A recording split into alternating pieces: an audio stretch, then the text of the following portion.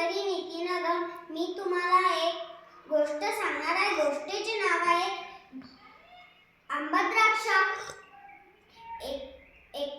एका द्राक्षाच्या मळ्यात एक कोल्हा गेला होता. त्याने सुंदर सुंदर द्राक्ष बघितले. द्राक्ष बघून त्याच्या तोंडात पाणी आले. मग त्याला ते द्राक्ष पाहिजेच होते. त्याने एक उडी मारून बघितली. मग त्याला ते द्राक्ष मिळालेच नाही. मग तो म्हणाला, या द्राक्षाला खाऊन काय मिळेल? जाऊ द्या, हे तर द्राक्ष आंबटच आहे.